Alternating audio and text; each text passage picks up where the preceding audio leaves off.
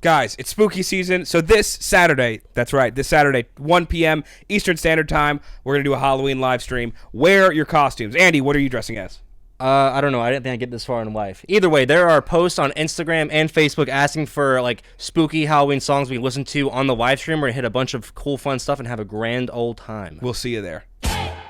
Hey guys, hope you're having a great day as well as a great life. As well as a great life. Echo and the Bunnymen, maybe one of the most unique and interesting band names we've heard in some recent history. It's terrifying. I don't know about terrifying. Bunnymen. Something about actually, the Bunnymen. I mean, the fact that it's like the song is called Killing Moon and it's like a Halloween, not like a Halloween song, but it's like a spooky vibe. I will say, if there were Bunnymen, I'd be terrified. Yeah, like there's at least 2 horror movies where that's a thing. For sure. And if there's not, then there's a wide market for that indie filmmakers. With like a cross-reference interest in classic rock. Yeah, man. But this was on the poll, along with the Who song, Bowie song, some other stuff on there. This did not win. It got very close, but everyone in the comments vouched so freaking hard for the song. I think we just got to hit this on the week of Halloween-ish. Yeah, so let's freaking do it. Okay.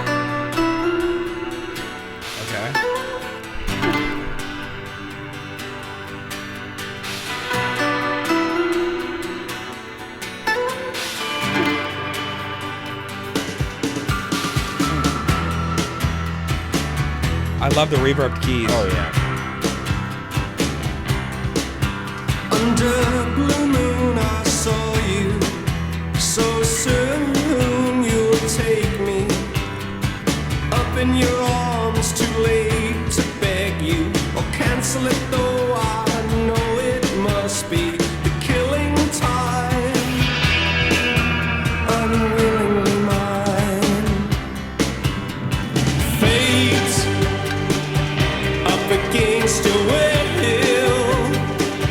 through the thick and thin, he will wait until you give yourself to him.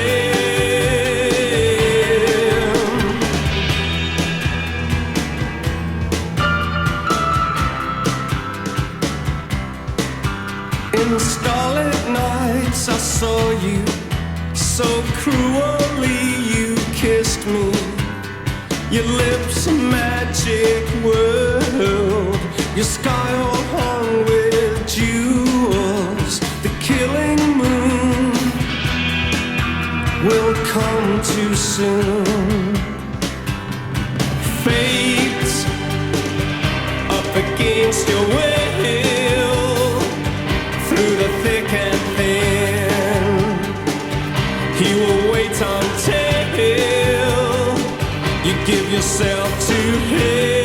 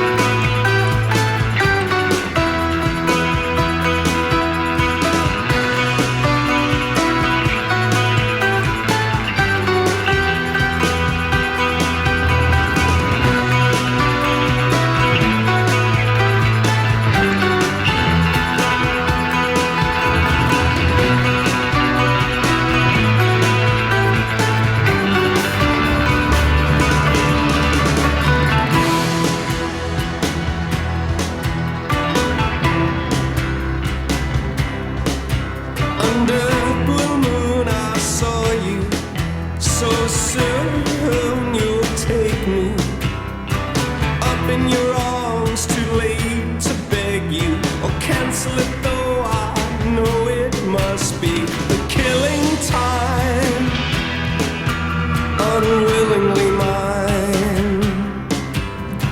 Fate up against your will, through the thick and thin, he will wait until you give yourself to him. Fate up against your will, through the thick and thin, he will wait until you give yourself to him. You give yourself to him.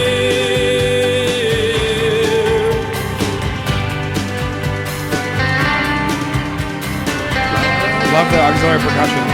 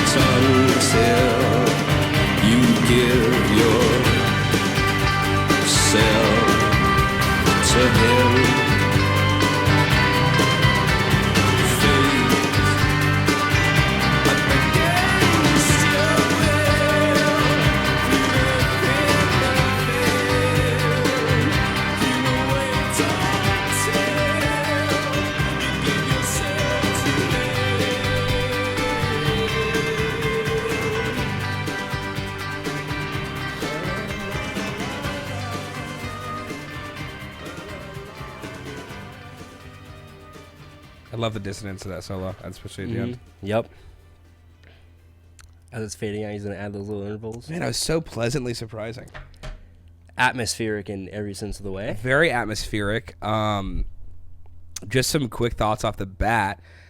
This is such a great use of reverb on a track, right? Like every instrument had just the appropriate amount built onto it. And in some ways it was a ton, but it also built that atmosphere of almost being underwater. It felt like you're in a dark room, or again, I've used this analogy in the past, but like almost like a party, but this feels like a house party. It's dark. It almost feels like Halloween. Like you're at a Halloween party. Everyone's kind of gathered outside, and it's just all this chaos kind of around you. Maybe you're talking to somebody, and for a moment, it's like the rest of it kind of fades into a blur into the background. It's you and somebody else. And the way that they conveyed that feeling to me through pure sonic space was really, really cool. I was just thinking towards the end of the song, like, wow, this would be a perfect song to play at a Halloween party or something, like, something like that. Yeah. I freaking love how, and I noticed it pretty much off the bat, but loved how it seemed like there was rhythm guitar like in the song, like up front, but I think it was EQ'd like low in a way to where it blended so well with the drums and with the bass and everything that you almost bass tone you was almost crazy. couldn't hear the guitar.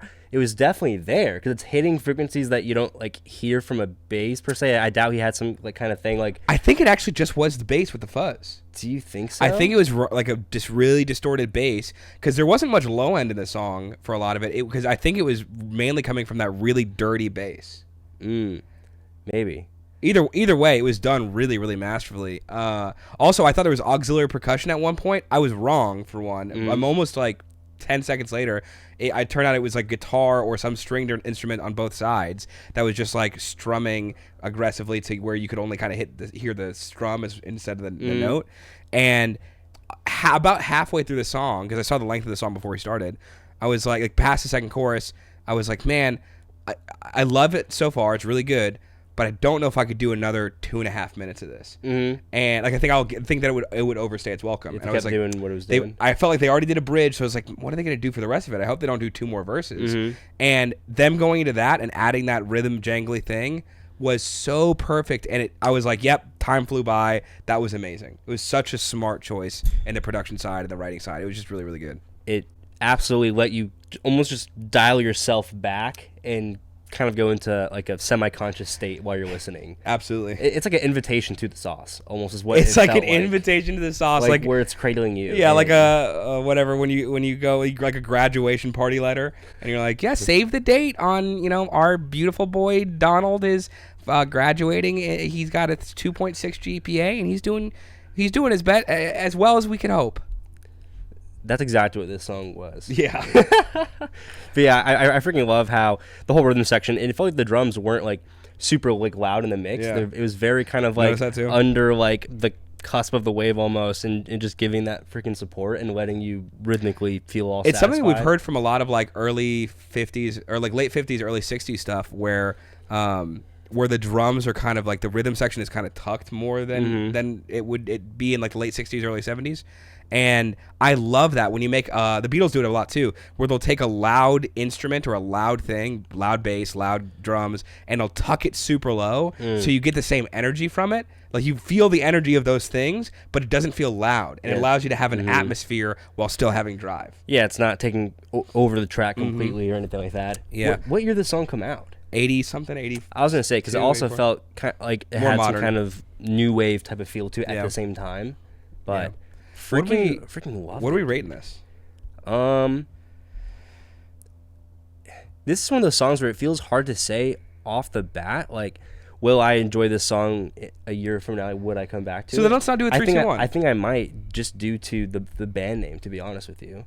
That's true. I'm never going to forget, like, that band name. Like, I might not, randomly have it in memory of thinking about it, but if anyone ever brings up that band name, I'm never going to question if I've heard it or not. Yeah, we're also in the time period of Halloween, so it's really appropriate to hit this.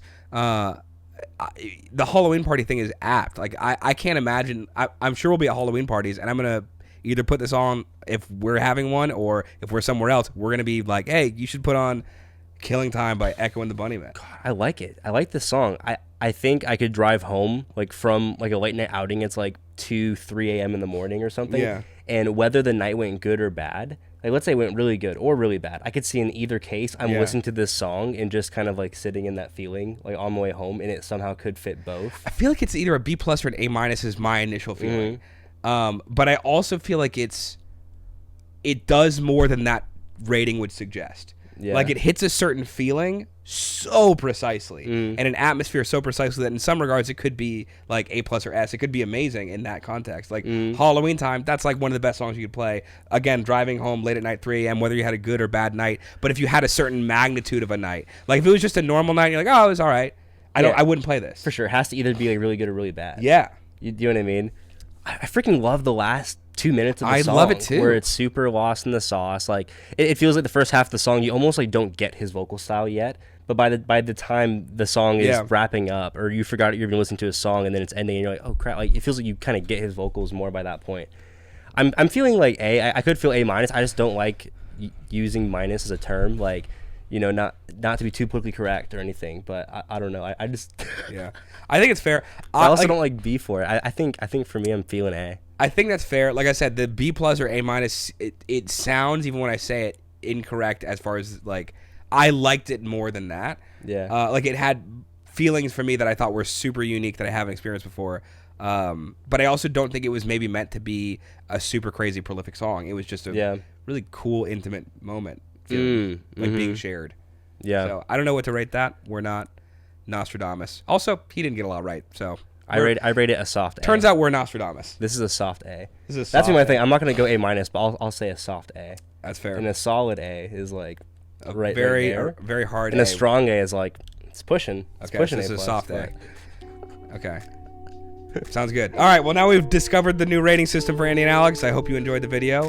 Let us know what we need to hit next. This is awesome. Yep. Let us know some more Halloween stuff, although we might have recorded them by now. Either way, let us know, and we'll see you in the next video. Peace. All right, guys, thanks so much for watching. And if you have not already seen our reaction to the Police album, Regatta de Blanc, go ahead and check that out right here. Enjoy. It's a great freaking time. See ya.